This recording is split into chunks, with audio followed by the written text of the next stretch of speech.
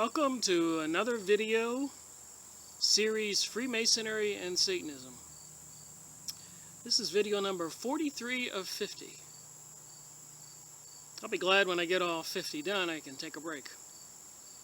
Anyways, the bottom line of my videos is that I have read a lot of books, and there's an old adage, what good is everything that you've learned if you don't share it and use it?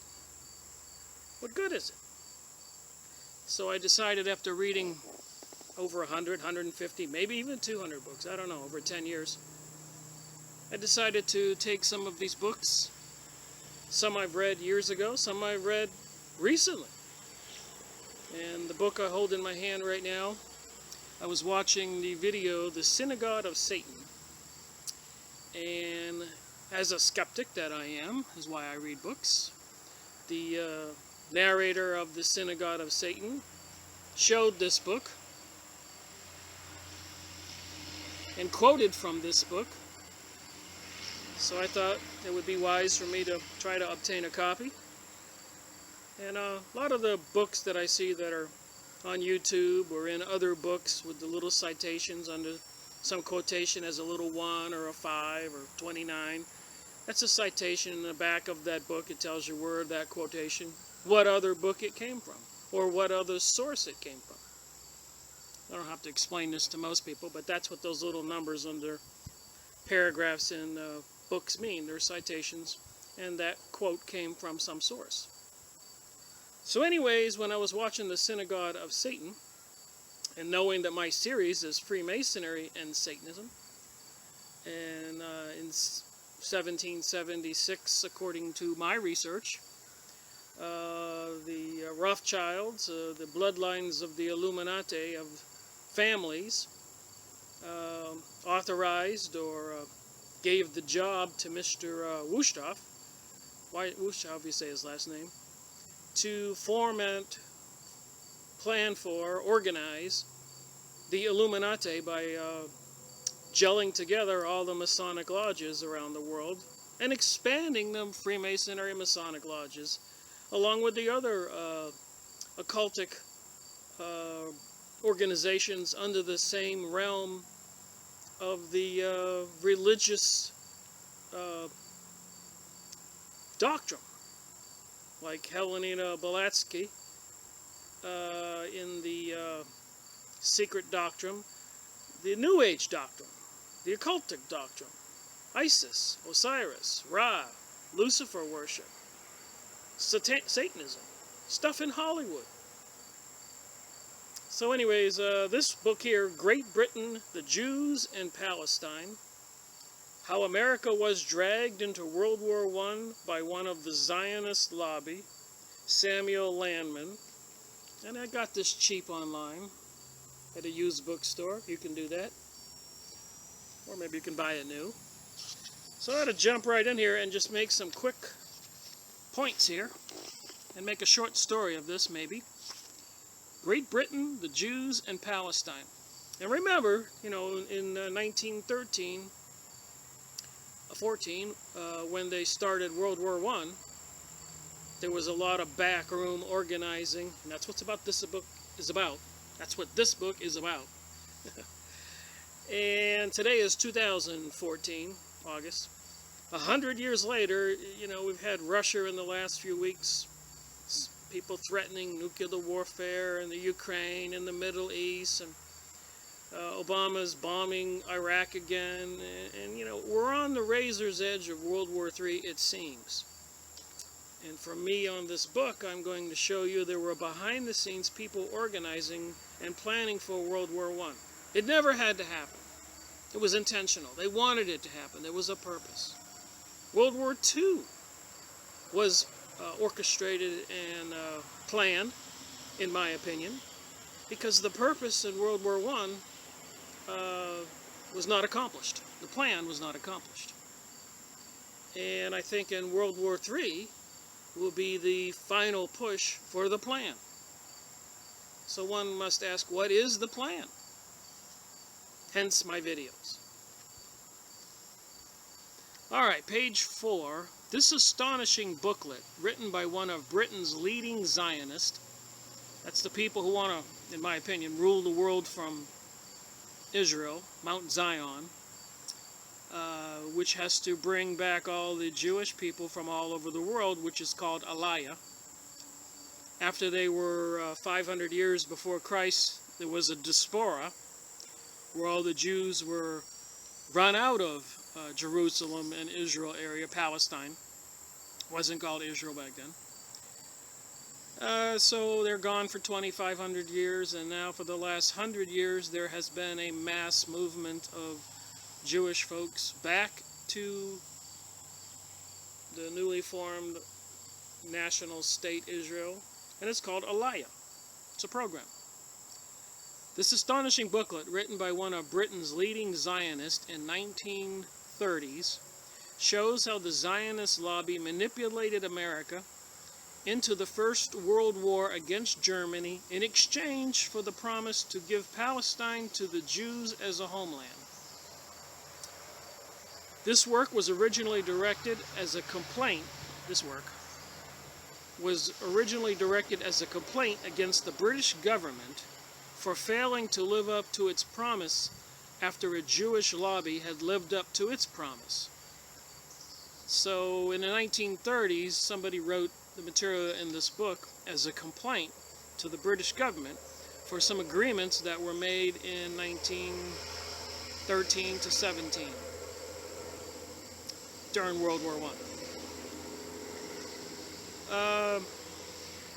It lists the names, dates, and places of how these remarkable events occurred, and then accused the British of endangering Jews in Germany at the time, where the Jewish role in bringing the U.S. into the war was well known and one of the major causes of anti-Semitism in Germany.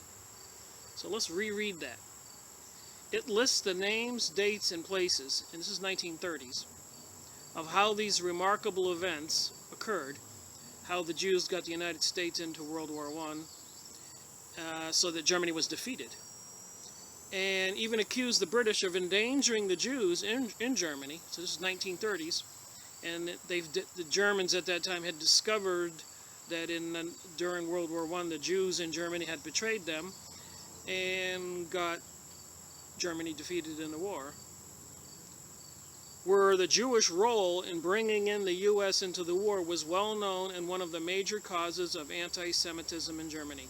So the Jews still remaining in Germany in 1930 were probably in danger from the publications of this complaint, of this book published in Britain, accusing the British of not fulfilling their promise in agreement made during World War I, where the Jews helped Britain to defeat Germany. A lot of people probably don't know all that. I didn't know all that. And I'm only reading portions of this book. You can go find it and read it for yourself. And as I say in all my books I've read, and my opinion is my opinion. You need to have your own opinion and read for yourself. Don't believe me. I'm not anti-Semite. I'm anti-New World Order. I'm anti-New Age. I'm anti the gay agenda for the world, pushing it on us, putting even on the cartoons for kids. In other words, a forced social change, which seems to me to be in a Luciferian context versus God and Jesus. So that's what I'm against. What are you for? That's the big question here. The Germans have been strengthened after their risky strategy of smuggling Lenin with a group of hardcore communists into Russia with the hope that they would take down the Tsar and take that nation out of the war. So during World War I, the Germans had a plan to sneak Lenin, this is a German Zionist man, Karl Marx, the communist. That's what a lot of people don't know. The communism is the extreme socialism of Karl Marx and Lenin, who were Zionist, Yiddish, Jewish folks. In other words, controlling all the people, the little people, you and me, and they are the controllers, the New World Order. So Germany was sided with the Jews at that time during World War I. I'm going to just say this, my interpretation. And were helping the Jews do the Russian Revolution because Russia, the Tsar at that time, was treating the Jews badly. Rightfully so or wrongfully so. That's not part of my argument. But for whatever reason, the Jews in Russia were not treated friendly by the Tsar. So many of them had escaped to Germany. And during World War I, Germany, in cahoots or in working with the Jews, smuggled Lenin and helped with the overthrow. So Germany was on the side of the Jews. Then comes the surprise. Okay, the Tsarist regime had given its periodic support to anti-Jewish programs since the assassination of the Tsar Alexander II in 1881. So did the Yiddish Jewish folks in Russia at that time have a hand in assassinating the Tsar in 1881? I haven't researched that. If you're following my work, though, I'll probably find a book now because it's mentioned here, and I'll read about it. In April 1915, Jacob Schiff of Kuhn, Lohm and Company wrote in the Menorah Journal that Schiff and Kuhn and Loeb, that's a big Illuminati, Rothschild, Rockefeller associated company. A lot of people are aware of them. Kuhn, K-U-H-N-L-O-E-B and Company. Anyways, Jacob Schiff of Kuhn, Lohm and Company wrote in the Menorah Journal, that's a Jewish journal, I am a German sympathizer. England has been contaminated by her alliance with Russia. So England was on Russia's side, and both of them were fighting Germany. And in Russia, many Jewish folks were escaping and were found safe haven in Germany. And so Germany was then working in cahoots with them to try to take down Russia so that it could eliminate the enemy on the Eastern Front, so that Germany could focus on the enemy on the Western Front facing England and all the Allies, not America at that time.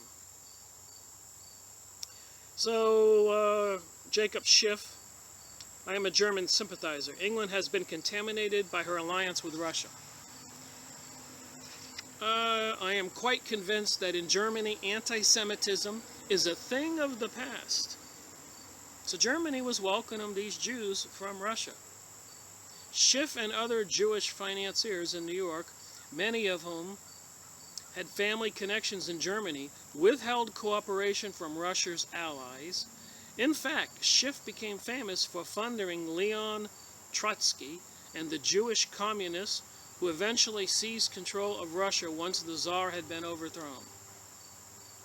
Zionists hoped that German alliance with Turkey would deliver Palestine. So if you look at a map, Turkey's right on top of the Middle East, located land-wise, and if you go straight down the continent, you will get into Iraq, Syria, and Palestine. So Turkey was a major country, dominating force in that area, and the Zionists were hoped that the German alliance with Turkey would deliver Palestine. The German General Staff desired to attach Jewish support yet more closely to the German side. They seem to have urged early in 1916 the advantages of promising Jewish restoration of Palestine under the arrangement to be made between Zionists and Turkey, backed up by a German guarantee. It's hard to envision how the Germans could have induced their allies, the Turks, to give up land in Palestine that the Turks had already refused to yield for Jewish settlement. In 1916, according to Weizmann's autobiography, Trial and Error, the Germans trusted the Zionists to the extent of asking their help in brokering a negotiated peace.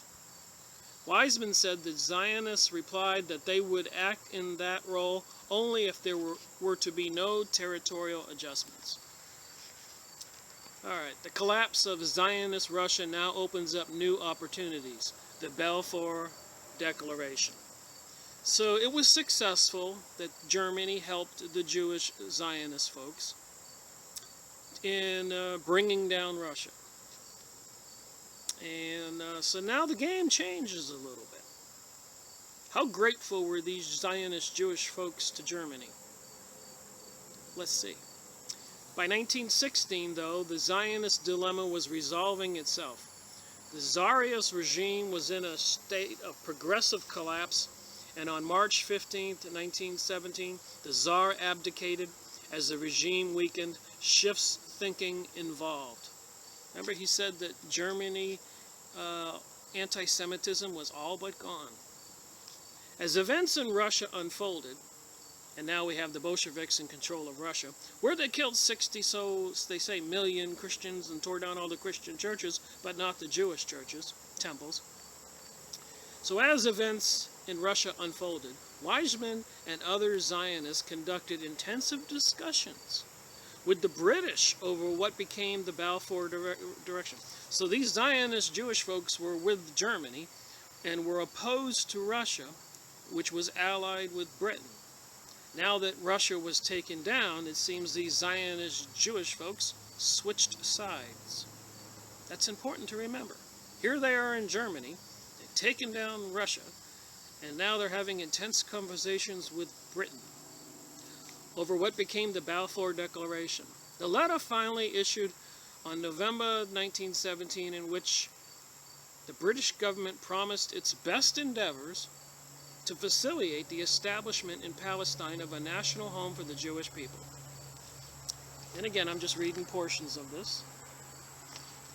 A most cognate reason for the declaration lay in the state that Russia herself, Russian Jews had secretly acted on behalf of the Central Powers from the first.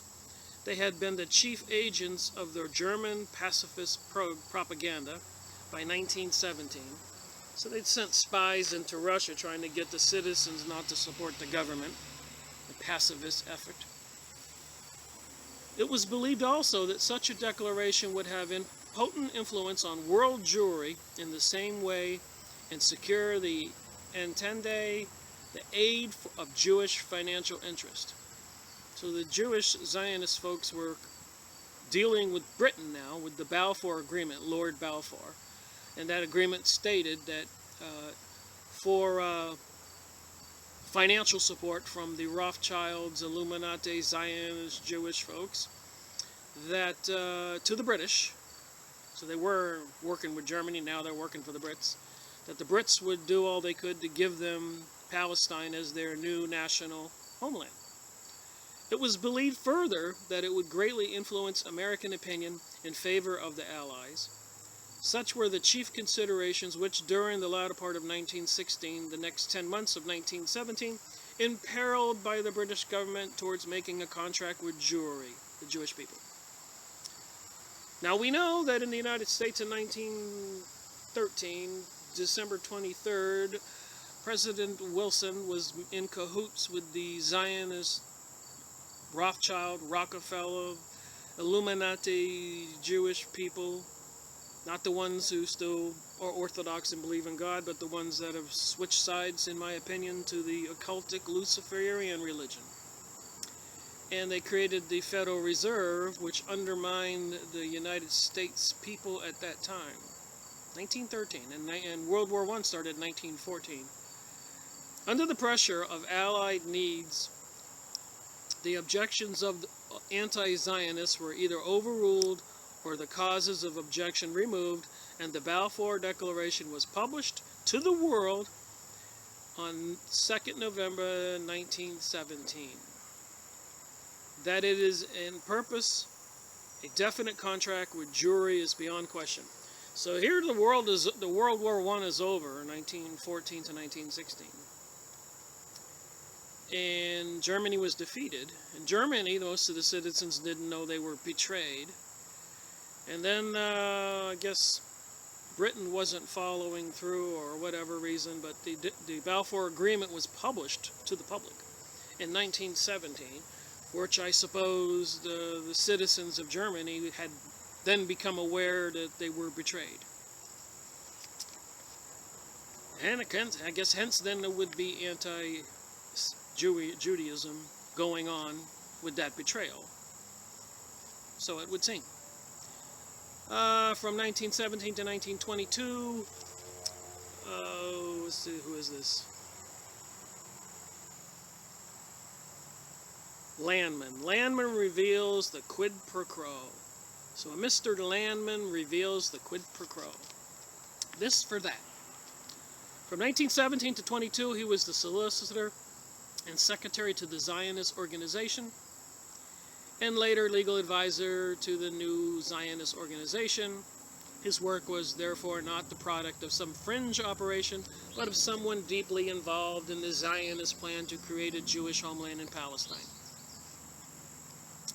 In 1936, Landman let the cat out of the bag with his publication, Great Britain, the Jews in Palestine. Great Britain, the Jews in Palestine, this pamphlet. According to Landman, the Zionist quid pro quo, this for that, for the Balfour Declaration was nothing less than to induce the American president to come into the war on the British side. So after Wilson, President Wilson in the USA, who was in cahoots with the Zionist Illuminati, Rothschild, Rockefeller, Zionism folks, created the Federal Reserve. He was secretly behind the scenes when he was re-elected under the slogan, "He kept us out of the war." President Wilson won the presidency with the slogan, "He kept us out of the war," his second term. Anyways, meanwhile, he was working on the backside with these financiers, the Illuminati, Rockefeller, Rothschild, Zionist, Jewish folks, and turning the American factories into war machines and production, and the American people knew nothing, had no say or voice in the plan. I think President Wilson was more having his staff meetings with the Zionist Illuminati people more than he was with any of his own staff or the representatives or the House of Congress or anybody. It was a common back then that he was doing this. Anyways, Landman, he warned that if the British didn't deliver a Jewish state in Palestine, the Jews in their despair might try to pull down the pillars of civilization. 1917, if they don't get Palestine for their state of Israel, they're threatening to pull down the pillars of civilization. This is 1917. Landman's words about pulling down the pillars of civilization, moreover, might have been taken as a threat than the Jews, having brought down two cousins of the English royal house. So we know that these Illuminati, Jewish, Zionists, Rothschild, Rockefeller, money banksters pulled down Russia, and then they turned on Germany and pulled down Germany. And now they're saying to Britain, you made a deal with us, and we're going to pull you down. The Tsar and the Kaiser were pulled down, Russia and Germany, and they were threatening would turn next on the Nazi sympathizer Edward VIII of England, I suppose, then in on the partial year of his reign. Jabotinsky warned in his famous essay, The Iron Wall, 1923. Remember these dates. These are very important because, remember, World War II started around 1940. So apparently these Zionist, Illuminati, bankster, world leader Jewish financiers were very upset with Britain for not delivering Palestine to them. The Iron Wall, 1923, that there had never been a people who had submitted willingly to colonization of their homeland, and that the Arabs in Palestine would not be the first. So Jabotinsky was saying here that all over the world throughout history that people never welcomed the aggressors and the people who took over their country, so the Arabs would not be the first if it was done to them, like maybe it's killing 40-50 million native South Americans and the foreign institutions taking over, or even the United States of America where they killed all the American Indians. So he says it would not be the first time, and the Arabs in Palestine, it would not be the first. That's their opinion.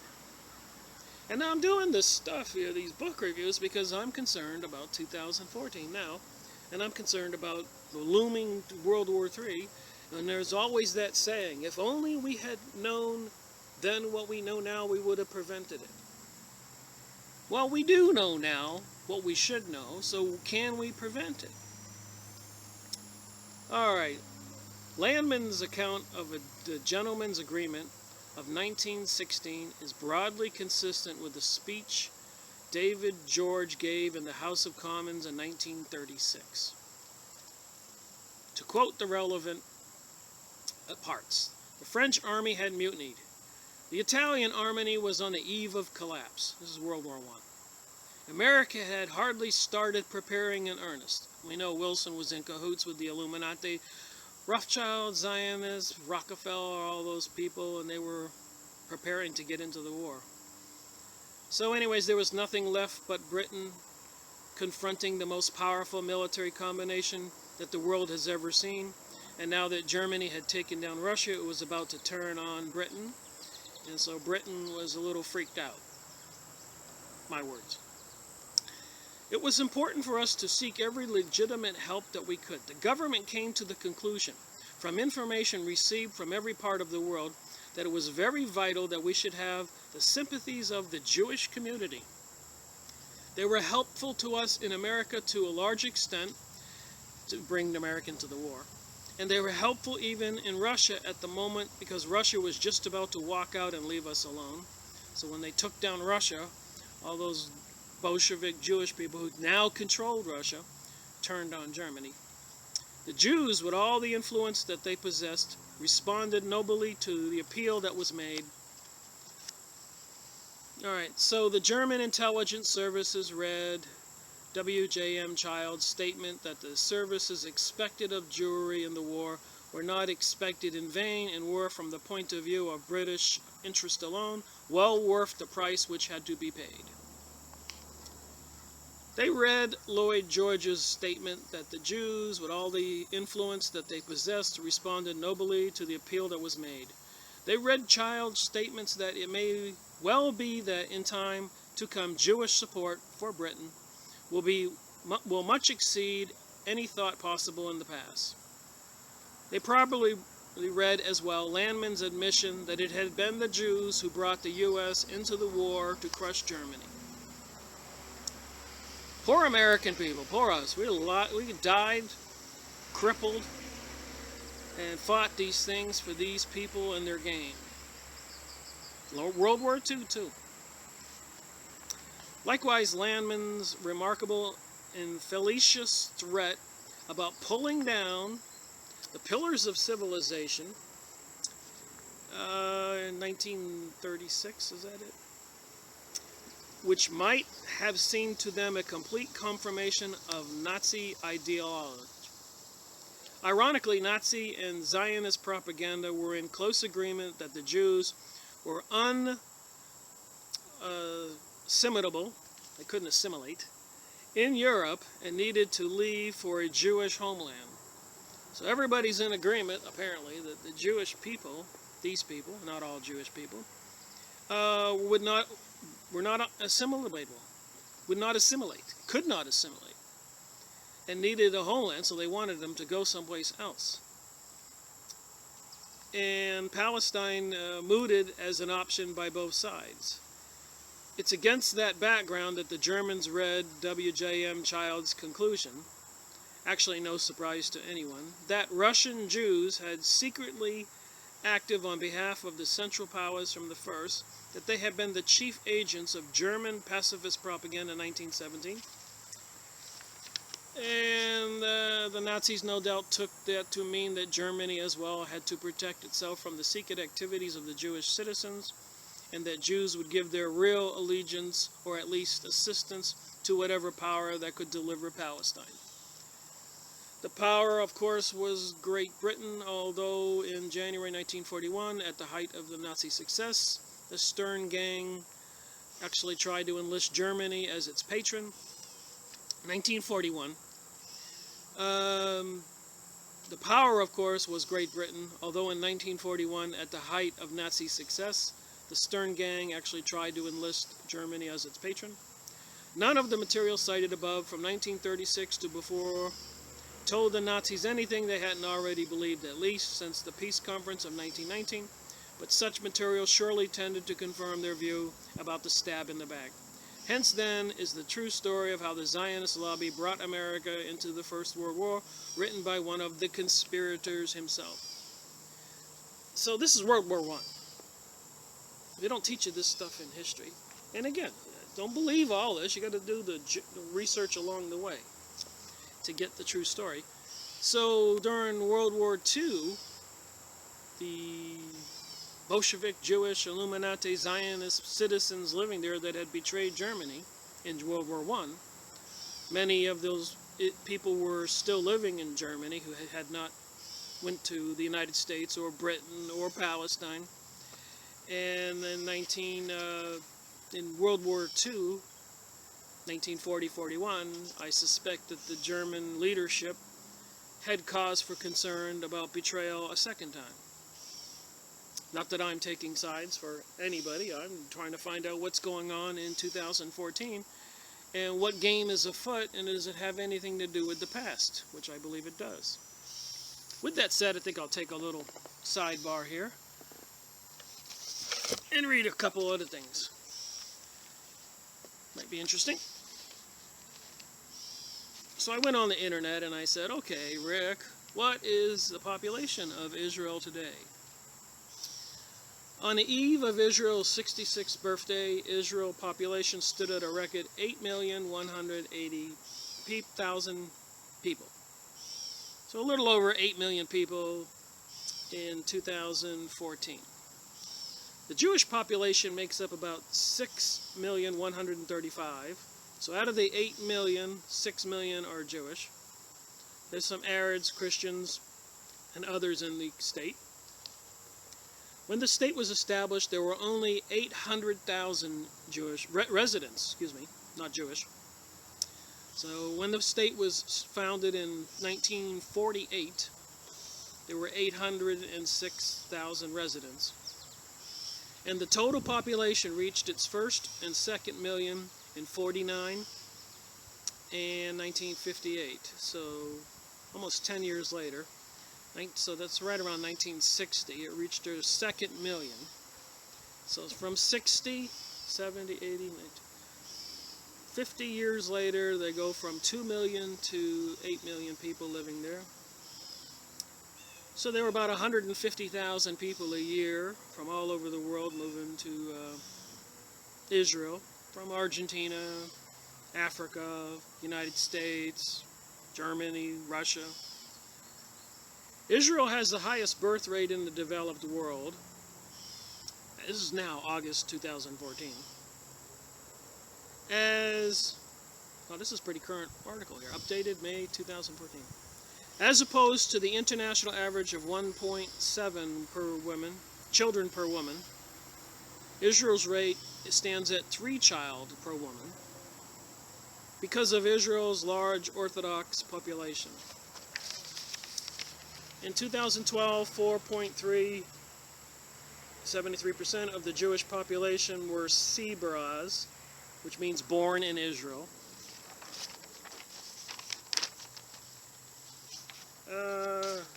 So I guess another question would be, so Israel's been growing all since then. That's why they need more land, I suspect. And why we're having all the wars over there and all the 911 inside job. Got the United States into attacking all these countries and bombing and killing all the Arabs. It's all connected, in my opinion. I thought we'd find out why 500 years or so before Jesus, the Jews left the area of Palestine, and it was called the diaspora.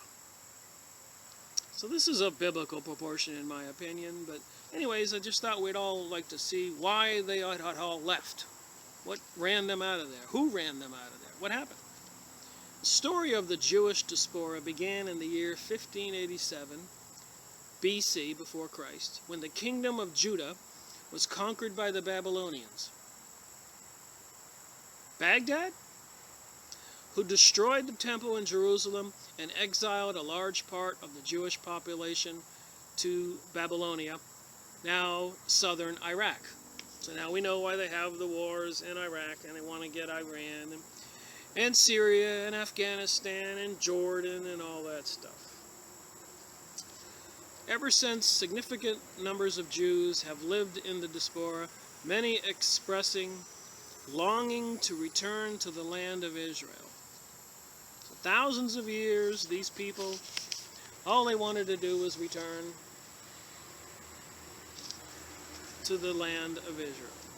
The total number of Jews in America is estimated at 6.4 million. That's 0.02%.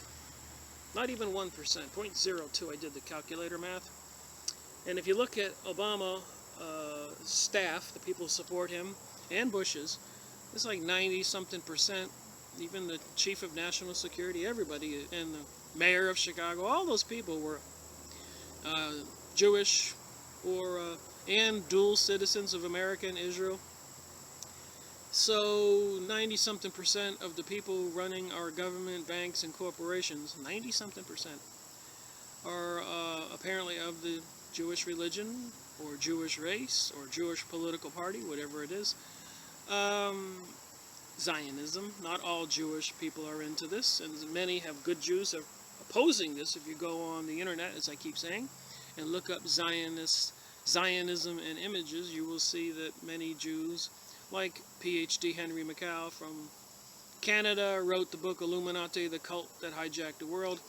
That's what we're talking about. Or Rabbi Marvin Antelman, who wrote To Eliminate the Opate. That's to get rid of people who believe in God and Jesus. So anyways, 0.02% of the population in the United States is Jewish, yet 90% of the people, plus probably, that support the president, the staff, the corporation CEOs, and the banks and the finance are Jewish, with a propensity or a higher allegiance to this new national state of Israel than to the United States or Canada or Argentina or any other country that they live in.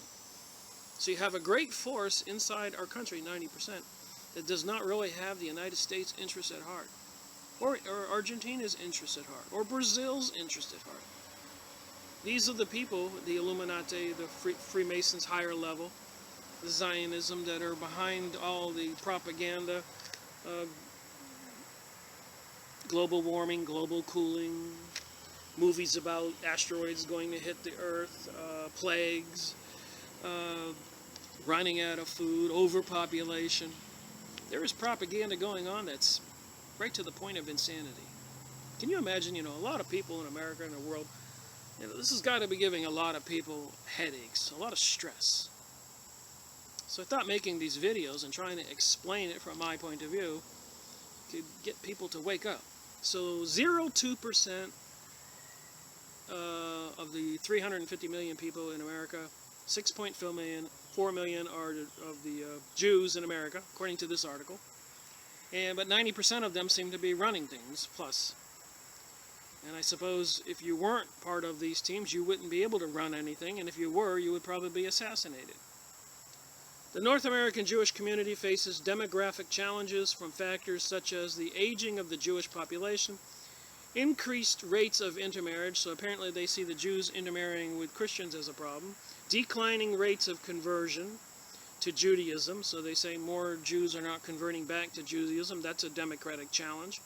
And relatively low percentage of children of mixed marriages identifying themselves as Jewish. So these are demographic challenges to them. You'd think we would all be one world and we could get along. And apparently Germany brought the Jewish Zionism, Yiddish people from Russia, where they were treated badly after the assassination of the Tsar. And what did they do to Germany? So it's said in the stuff I'm reading. What is true? What is false? The democratic regime now in place in Argentina is seen as a catalyst accelerating the rate of integration into the local culture and economy enabling the Jewish community to overcome the devastating physical and emotional trauma of the 1994 bombing of Buenos Aires Jewish Community Center. So again, I'm going to say an outrageous statement here, but from my research, and there's a lot of information that I have read, that the places where the Jewish people lived all over the world, including Iraq and Argentina and the United States, life was made difficult by the people trying to get everybody to come home to Israel so that they would leave where they were living and coming home. Because a lot of Jewish people all over the world did not want to leave. They were doing fine. But there was a bigger plan afoot. So who really did the bombing in the Buenos Aires Jewish Community Center? The Zionist Illuminati people themselves, like 911? The Jewish community of Brazil, currently numbering over 100,000, is largely undisturbed by the outbreaks of anti-Semitism that have been so destructive to their Argentinian neighbors. Now here's a picture here. So most of us citizens here in the U.S., we don't mind what religion people are. We don't want to get involved. But when we're faced with something internal in our country where our politicians are no longer looking out for our interest, and apparently are bought and paid for by some other national interest of some other country, a dot on the map that is trying to wind up owning the whole world, it seems. It says here the factors are offset in part by the immigration mainly from the former Soviet Union. Numerous European Jewish communities are facing growing anti-Semitism. As more people become aware of this, more people are getting more anti-Semitism. And again, I think even a lot of the Jewish people who are reeled in on this thing don't know what they're getting in for. And apparently a lot of Jewish people are leaving Israel now, realizing the facade. What I'm reading. While with the disintegration of the former Soviet Union, France became the third largest Jewish population in the world, estimated at more than 500,000. France's mostly Ashkenazic European descended community underwent a major demographic transformation in the 50s and 60s, with the arrival of 300,000 Jews from North Africa. The community is politically organized, featuring an umbrella organization, the Council of French Jewry, as well as Zionist and youth movements. So they have all these movements going on. Poland and Germany in the last few years experienced a reawakening of Jewish consciousness, with the young people joining the community and seeking out a Jewish education. Somebody's dividing the world here. The Middle East. In the years following the establishment of the State of Israel in 1948, there were 900,000 Jewish refugees from the Arab lands. One book I read that they had made some agreements with the leader of Iraq to make life hell for the Jewish people who lived there so that they would move to Palestine. About 87,000 Jews are estimated to remain in Africa, about 90% of whom live in South Africa. That Jewish community is remarkably well organized, cohesive, featuring a broad network of welfare, educational, political, and Zionist institutions. Intermarriage rates are low. I guess they're happy about that. Support for Israel is strong. They're happy about that. And religious identification is intensifying. Meanwhile, they're taking Jesus and Christianity out of the schools in the United States. And even in Oklahoma, weren't they putting up a statue of the devil? Makes you wonder. Well, anyways, I'll read a little more here. The Jewish community in Ethiopia was in recent years at the center of international rescue effort. In 1991, the overwhelming majority of Ethiopian Jews, about 20,000 people, were brought to Israel, most of them in a dramatic one-day airlift. So in a one-day airlift operation, they got 20,000 Jews out of Ethiopia. That's pretty serious. Meanwhile, they're moving all the jobs away from the United States. And they created Federal Reserve in 1913 under the control of the Illuminati Rothschild people, which is supposed to control the economics of the United States, has caused numerous bubbles, numerous collapses of the economic situation in the United States. which has made many people, citizens of the United States, lose their fortunes, their money, their wealth, their property, and a lot of suicides. And somebody benefited from all that. And who controls the Federal Reserve? The Bank of England, the Rothschilds? So when they put more money into the economy, everything gets more robust. And when they pull the money back, things dry up. Just imagine a drought when you have a garden. Nothing's going to grow right. You have to water it. So when they do allow a drought of money, everything dries up. All that money that they had put into society, that people were living in a robust attitude, which was a plan, and leverage things, mortgages on houses and farms. Everything was great. But then when they pulled back the money, they couldn't make any money. They couldn't sell what they had because they were pulling back the money. So everybody lost their farms and industries and factories and businesses and money and wealth. Who got it? Well, the banks, the institutions, got it on pennies on the dollar. And then they allowed put some more money back into the economy, and things start to get better, and these banksters own everything on pennies on the dollar, and they multiply 1,000-fold, maybe 1,000,000-fold of money. So what if for every million that they foreclosed on, they can sell for 100 million, 500 million. And they did it during the Great Depression. They did it during the savings and loan bubble. They did it in 2008. They did it after the 9/11 when the interest rates were low and everybody was buying houses regardless of their credit. A lot of money in, then pulling it back. So we can say that the Federal Reserve has been intentionally sucking up a lot of financial resources from America, the United States. It looks to me in large part to buy up the world. My opinion. And I hope in America, USA, we still can have an opinion.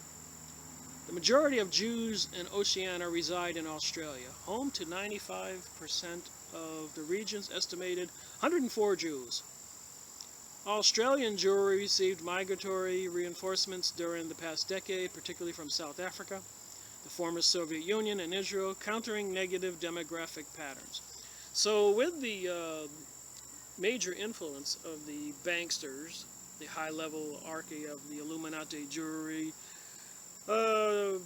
Bolshevism, Yiddish, and again, not all Jews, a lot of Jews fighting this. If you look up Zionism and images, as I keep saying, you will see this. So if you read books by authors, Henry McCall, Rabbi Marvin Engelman, they are as concerned about this as we all are. Nobody should be intentionally messing with the U.S. people and their wealth and welfare. The Jewish community is a vibrant one, has developed a vast network of Jewish communal organizations. All right, so now I thought I would just read here. Let's see. All right, so let's learn something more. So the Jewish people had the diaspora when they were conquered by the Babylonians 500 years before Christ. They were removed from the Palestine and sent to southern Iraq and the rest of the world. That's the diaspora. Then they have something called, now, since the beginning, since the Jewish State book we went over, Theodore Herzl wrote The Jewish State in 1896 about forming a sovereign state of Israel in Palestine. So behind the scenes with all the governments and money of the world, this whole plan has been in effect. So if you go on the J-Post, Jerusalem Post website, there's a picture of me there. So how did I get my picture on that? Oh, that's on a YouTube video of mine, and that's the advertisement right there you see. So where my videos are, there's Aliyah advertisements, and it's called ALIYAH. Click here to make Aliyah in 2014, and it's what it means is, click Aliyah means to pack up your bags and move to Israel. Instead of the diaspora where everybody leaves, it means the return where everybody returns. That's a biblical significance. Anyway, so one of my videos on YouTube, that was the advertisement I saw. So, of course, I took a picture. Said, whoa, what is that? And if you go on the JPost website or whatever, you'll see more advertisements for Aliyah. It says here, you've got Aliyah questions, we've got answers. So wherever you are in the world, if you can prove you're Jewish, they want you to come home. Israel, 2014, Israel 66. Go on to jpost.com, it's the Jerusalem newspaper. And back during World War I, and this whole movement started, the Jews were moving back home. Chaos and turmoil and deep, dark plans and conspiracies behind the scenes were taking place, like bringing America into World War I and then switching sides from Germany to Britain, turning traitor on Germany, so this book says. And when they do get to Israel, the first thing I guess many of them do when they get off the plane is to kiss the ground.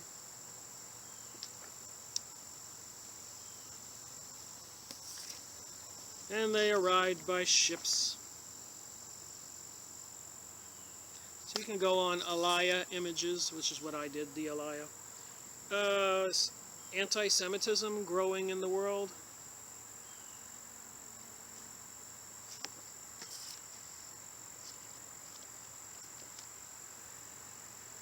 Making Aliyah. For the past 100 years now, since World War I, 1914,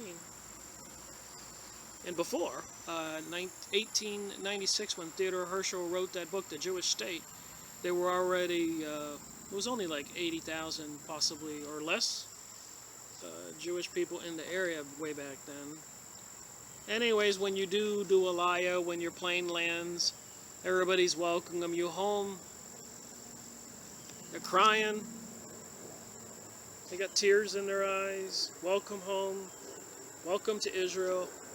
Making Aliyah. And you can see this map here. And the portion over here is Iraq, Jordan, Syria. So I suppose they don't want to just have the small state.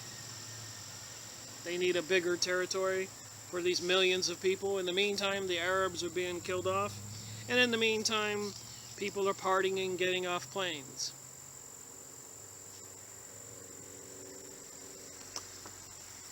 So in Baghdad, they're bombing and killing. And in Israel, they're having a celebration. They made Aliyah. One side is celebrating, and these young people are the new military coming. That's what it said on the Making Aliyah images site. You can look it up yourself. And they pray all the time. Meanwhile, they've taken Christianity and morality out of the system in the United States and given us Lady Gaga and Madonna and Beyonce with satanic halftime shows. And over in Europe, they have Conchita Wurst winning the Eurovision, the American Idol program, whose first name means P-U-S-Y, last name means sausage. It's not her real name, his real name. And he sings the song Phoenix Rising, which is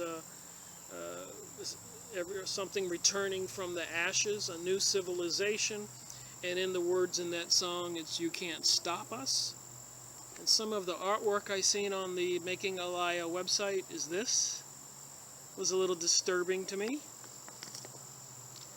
This says, members of the B'nai Mashiach are seen after arriving at Ben Gurion Airport near Tel Aviv, Israel, early Thursday, 2006. 51 people who claim descent from a lost Jewish tribe. This reminds me of a Battle Galactica movie series, TV series. The Jewish lost tribe immigrated to Israel from a remote corner of India early Tuesday, the first wave of B'nai Mashiach community to arrive in nearly 3 years. Nearly 6,000 members of the B'nai Mashiach tribe came from India. So they got bringing people in from India, who are apparently of a lost tribe of the Israels. A newly arrived Jewish immigrant from India recites a prayer upon arriving in 2006.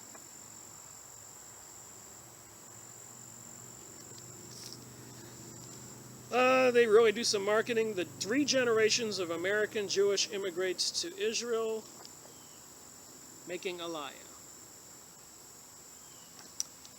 3 generations of American Jewish immigrants to Israel since World War I, probably before, and World War II. So all this craziness, the stuff they talk about in the press and the wars and all that stuff is a lie and a fabrication. This is what's going on. People are being brought back to Israel, Jewish people from all over the world, making Aliyah.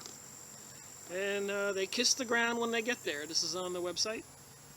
So I guess his father's holding the little boy down to kiss the ground. And here's a whole family making Aliyah. Jewish family. And personally, I got nothing against the Jewish people. I got something against the United States politicians and leaderships not taking care of our interest and focusing all our money and interest on these wars and helping support this Aliyah thing. That bothers me. And I guess a lot of girls or men will find it romantic to make Aliyah. They see this poster, this book. And they got some young people, of course, making Aliyah. The return, they call it. They call it the return of the Jewish people to the homeland.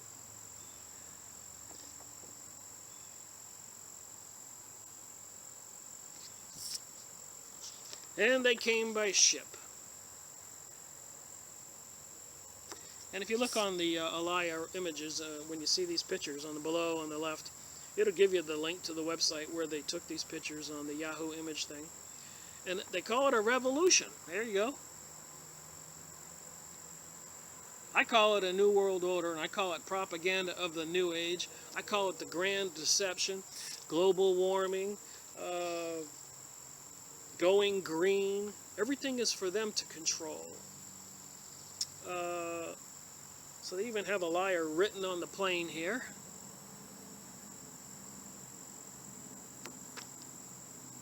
You got all the white shirts and ties and people in the background and all the kids.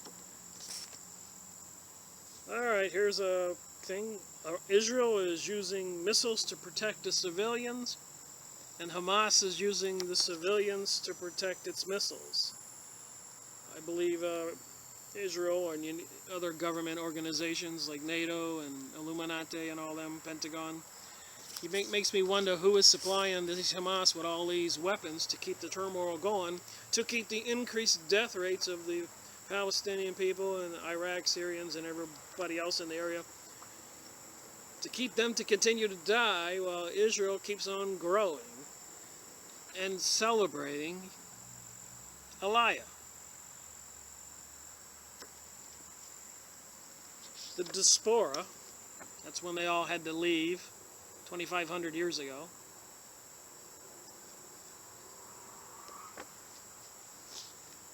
And they started way back then, breaking ground and getting there, getting ready for the next 60, 70 years we have all endured with all the fabrication and the truth not being told. Israel Prime Minister Al Sharon greets immigrants from France upon their arrival at Tel Aviv's Grand airports. Sharon also paid tribute to French President Jacques Chirac's efforts to combat anti-Semitism. Well, didn't Mr. Sharon here, Ariel Sharon, say before his Congress, don't worry about the USA, we control the USA? Look that up. Israel Prime Minister Al Sharon poses for pictures with members of the Shelley family, new immigrants from France. So more people making Aliyah, and there's the president or whatever of Israel. Here's a nice one here, Joy of Kosher. Joy of Aliyah. So they're marketing all over the world into the Jewish newspapers, documents, programming, whatever. All over the world, they want people, the joys of Aliyah. Meanwhile, in the United States, we got Ferguson, where people are no jobs and hunger and doing rioting in the streets, and Trevor Martin situations in Florida, and many other cities I drive around. I see homeless, unemployed people, and then there's people kissing the ground when they return to Israel. And they pride their babies, the new citizens of the future of Israel. Will these kids here be holding machine guns or controlling drones for the military there? A Journey Through Time, Aliyah. This is all Jewish stuff. I didn't make this up. It's their marketing campaign. I'm just showing you what's out there. Some more immigrants to Israel. And this one here says, Soldier Aliyah flight. So this plane is a dedicated Aliyah plane. It says it right on the plane there. Bringing in plane loads of people day after day. Clandestine, I mean secret, immigration to Israel. So the whole world's probably not aware of what's going on the last 50, 60 years. It's costing millions and billions of dollars to help the people pack up their bags, sell off their companies and their assets. It says it in that book we read, the other video, that they would have a company that takes care of that, probably the Illuminati, Rothschild banksters.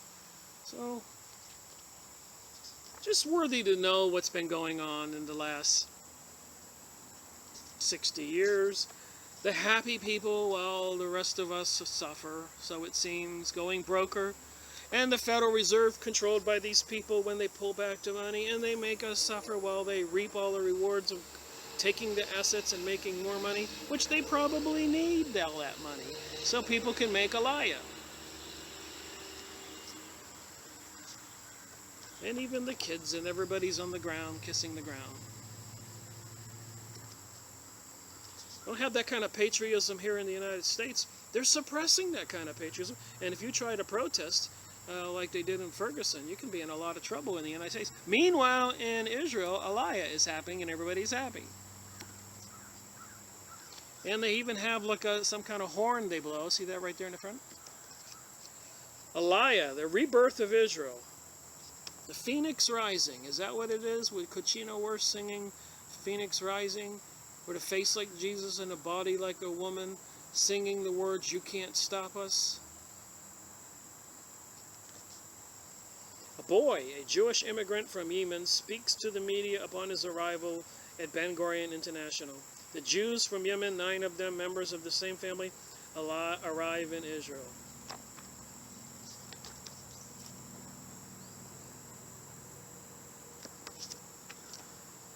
So there you have it.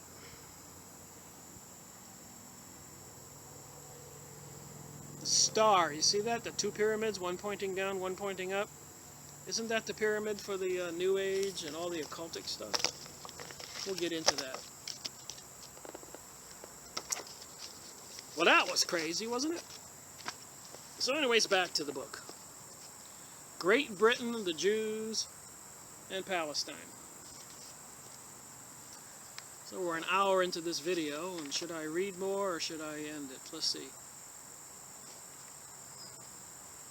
The Balfour Declaration, this is where England agreed with Lord Balfour to give the Jewish people, from Zionist Jewish people who wanted to go do the return, Aliyah, the land of the Palestinian people, in return for their support in World War I against Germany. So first the Aliyah people, the Zionists, were supporting Germany. They took down Russia, then they switched sides, and they supported England traded. They trade sides. And then one guy published it in the newspaper, and the Germans found out between World War I and World War II. So that certainly created a lot of hard feelings, I'm sure. The Balfour Declaration originated in the War Cabinet, was consummated in the Foreign Office, and is being implemented in the Colonial Office. and as some of those responsible for it have passed away and have retired since its migrations from department to department. So back in 1917, when they did the Balfour Agreement, you know, you're moving up to 1930, and the Jewish people didn't get their homeland, and they're getting a little upset because the deal they made wasn't fulfilled. It would therefore seem opportune to recapitulate briefly the circumstances, the inner history, and the incidents that eventually led to the British mandate for Palestine. Those who assisted at the birth of the Balfour Declaration were few in number. This makes it important to bring into proper relief the services of one who, owing above all to his own modesty, has hereunto remained in the background. His services, however, should take their proper place in the front rank alongside those Englishmen of vision whose services were most widely known, including the late Sir Mark Sykes, the Honorable Ormsby Gore, I like President Gore's last name, the Right Honorable Ronald Graham. These names kill me because I wonder if they're related to like Billy Graham and the Graham that's a senator right now. Anyways, General Sir George McDowell and Fitzmaurice. In the early years of the war, great efforts were made by the Zionist leaders Dr. Wiseman and Mr. Sokolow, chiefly through the late Mr. C. Scott of the Manchester Guardian and Sir Herbert Samuel to induce the cabinet to espouse the cause of Zionism. That's for all the people all over the world to move to Israel, but first they need the land given to them. These efforts were, however, without avail. In fact, Sir Herbert Samuel has publicly stated that he has no share in the initiation of the negotiations which led to the Balfour Declaration. So what you have here, this situation where I said it's important to pay attention to the dates, is World War I. They made this deal when they turned on Germany and went to Britain.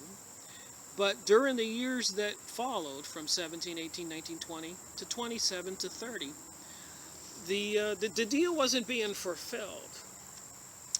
Now, they controlled the Federal Reserve, and they needed money and all that. And World War II was looming and being prepared for, in my opinion, from my research. So they caused the Great Depression in the United States during the early 1930s, pulling back the money. And then everybody couldn't pay their bills, their mortgages, and everything else, and people were jumping out of windows. The stock market collapsed. And the Rothschild-controlled Illuminati, Jewish Zionist people were reaping the benefit of all that financial collapse, in my opinion. During the critical days of 1916 and of the impending defection of Russia, Jewry as a whole was against the Tsarism regime, had hopes that Germany, if victorious, would in certain circumstances give them Palestine. So in the beginning, as that one Jewish leader said, there was no anti-Semitism in Germany at that time, and they had hoped that Germany would give them Palestine. But several attempts to bring America into the war on the side of the Allies by influential Jewish opinion was made and had failed. Mr. Woodrow Wilson, for good and sufficient reason, always attached the greatest possible importance to the advice of very prominent Jewish Mr. Justice Brandeis of the United States Supreme Court, and was in close touch with Mr. Greenberg, editor of the Jewish Chronicle, and knew that several important Zionist Jewish leaders in the United States now had already gravitated to London from the continent on the QV awaiting events, and appreciated and realized the depth and strength of the Jewish national aspirations.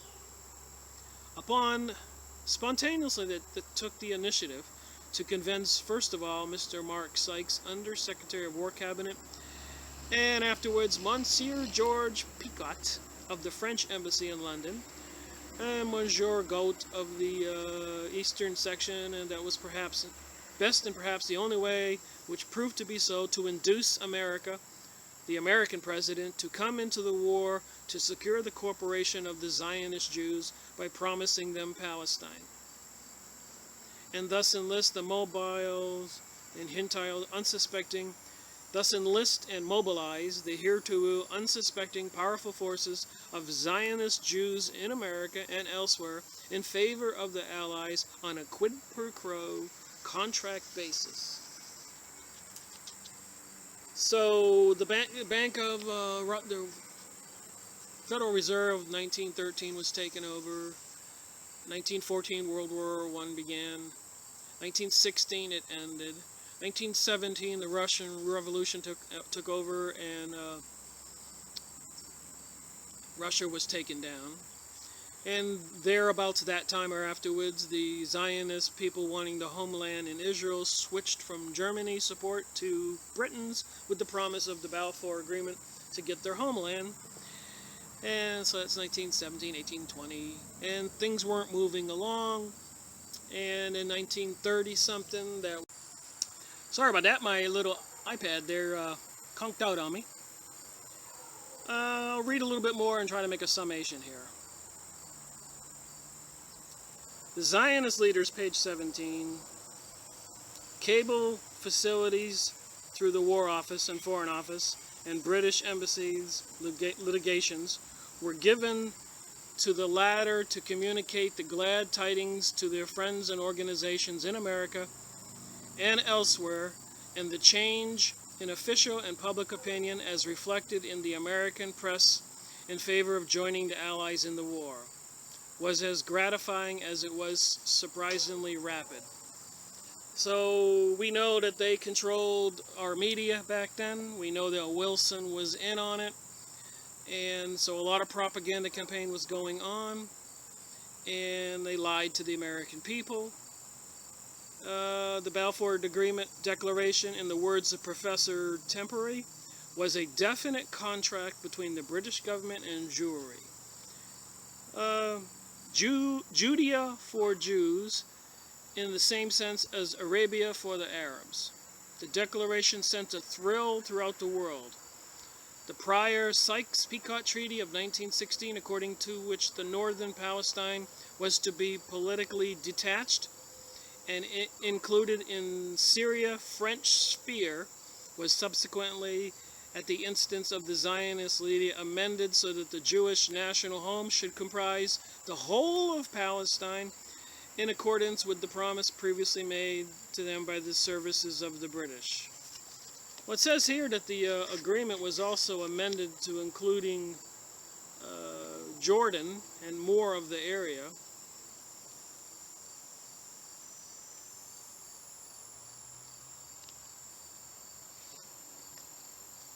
In 1916, 1917, the Jewish people were led to expect British help in the building of an autonomous Jewish commonwealth.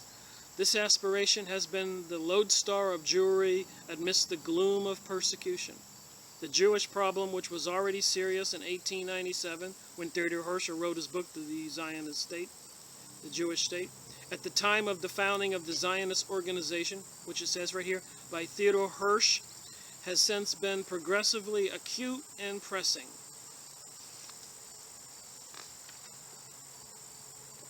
So, if anybody wants to know what's going on, what has gone on, steps, I'm moving on to page 27. Steps are being taken to convene as soon as practical a National Assembly of Zionist Jewry representing the larger part of the articulate Jewry. Every Jew or Jewess over 20, if in favor of the Zionist solution of the Jewish problem, has a right to vote for the election of delegates to this assembly. All right. I'm going to end this with a bombshell. I keep saying this series, Freemasonry and Satanism. I keep saying the Federal Reserve taken over by the Illuminati. I keep saying Rothschilds, Rockefellers, and all those elitists. So here is the letter, November 2nd, 1917. And it says right on the top, Dear Lord Rothschild, this is the guy who owns the Federal Reserve now, controls it, created in cahoots with Wilson on December 23rd while all our Congress was on vacation in 1913. Dear Lord Rothschild, I have much pleasure in conveying to you on behalf of His Majesty's government, the following declaration in sympathy with Jewish Zionist aspirations which have been submitted to and approved by the Cabinet. His Majesty's government view with favor the establishment in Palestine of a national home for the Jewish people and will use their best endeavors to facilitate the achievement of this object. I wonder if that includes 911. It being clearly understood that nothing shall be done which may prejudice the civil and religious rights of the existing non-Jewish communities in Palestine. Well, they failed miserably at that one, didn't they? Those people have been under pain and suffering since 1917, this letter's dated.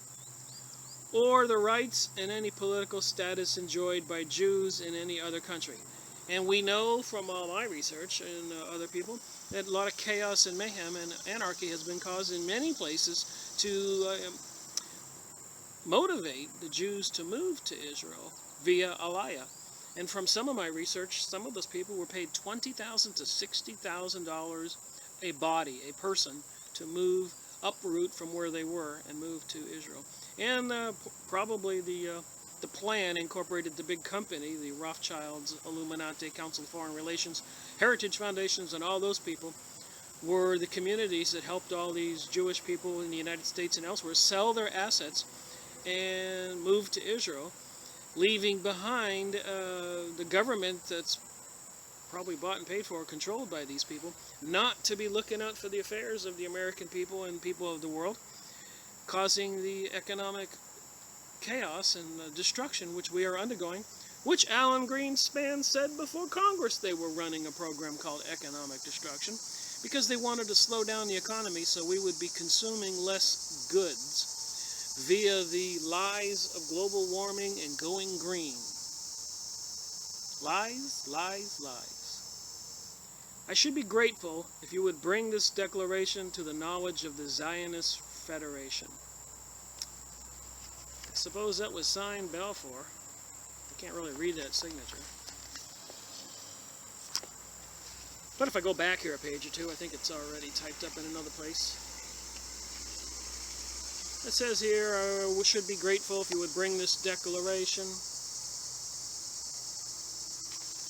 to the Zionist Federation. Sincerely yours, Arthur James Balfour. Anyways, Appendix 2 of that declaration, extract from preamble and specific articles of the Palestine Mandate for the Jewish National Home. Whereas the principal Allied powers have also agreed that the mandatory should be responsible for putting into effect a declaration originally made November 2nd, 1917 by the government of His Britannic Majesty and adopted by the said powers in favor of the establishment in Palestine of a national home for the Jewish people, it being clearly understood that nothing should be done which might prejudice the civil and religious rights of the existing non-Jewish communities in Palestine or the rights and political status enjoyed by Jews in other countries. I would say those rules or guidelines were not adhered to at all.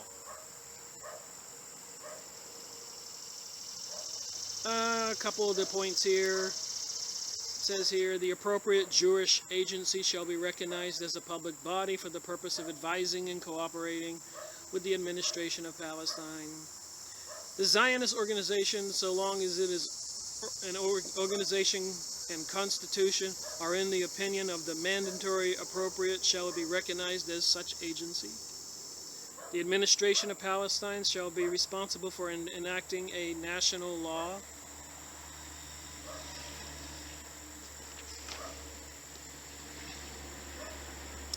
Sir, the plan for the Legislative Council for Palestine has been announced in Jerusalem.